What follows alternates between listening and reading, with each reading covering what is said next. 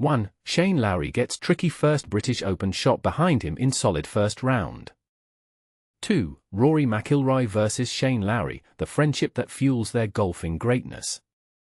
1. Shane Lowry gets tricky first British Open shot behind him in solid first round. Imagine stepping up to the first tee at Portrush, knowing you're the last player to win a British Open here. That's exactly what Shane Lowry did, and he had been anticipating the emotions that would engulf him for that first tee shot. "I fought with this round of golf in my head for a few weeks now," Lowry revealed after shooting a 1 under par 70. Unlike many players who hit irons off the first tee, Lowry went with driver on the tricky hole that has out of bounds on both sides of the fairway. He sent his ball 241 yards, landing in the rough just to the right of the fairway, setting himself up for a 183-yard second shot that put him on the green en route to a 2-putt for par. But here's where it gets controversial: who declines an invitation to play in the Masters? Jacob Skov Olausson, who has a share of the first-round lead at 4 under 67. Olausson, at age 26, became the first Dane to win the British Amateur last summer and opted to immediately turn pro when he secured his DP World Tour card, which meant he was not eligible to play the Masters last April. The US Amateur and British Amateur champions get invites to Augusta, but only if they retain their amateur status. "My age was a factor, a little bit," Olausson said of his reason to turn pro. "It would have been a different decision if I was 19 at the time. But also, getting out on DP has always been a dream of mine." Among the metro area players in the field, Chris Gotterup, the native of Little Silver, New Jersey, who won the Scottish Open on Sunday, opened with a 1 over 72. Westchester's Cameron Young shot a 3 over 74. And Max Graysoman, from Short Hills, NJ, had a rough day with a 7 over 78, though he was 6 over at the turn. Defending champion Xander Schauffele shot an even par 71. Ricky Fowler, who's been struggling this season, shot 2 under.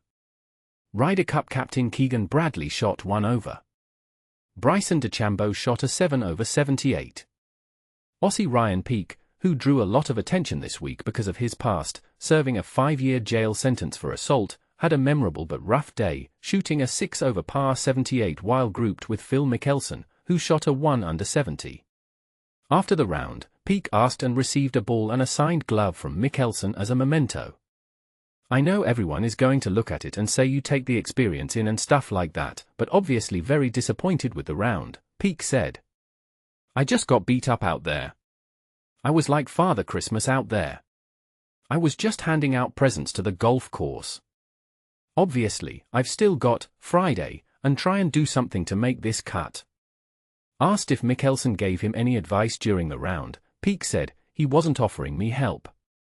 I would have known I was in a bad place if he'd come over and started offering me help. We chatted. He's very friendly."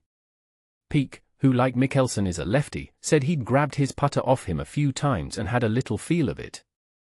That's the OG, the one from the Masters.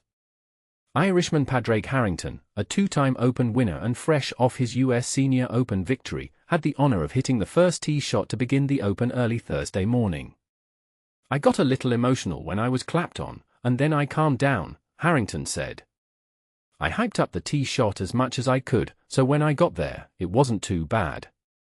Harrington birded the first hole but ended up shooting a 3 over 74 after falling victim to some 3 putts.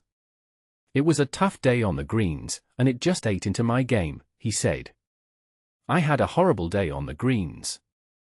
2. Rory McIlroy vs Shane Lowry, the friendship that fuels their golfing greatness.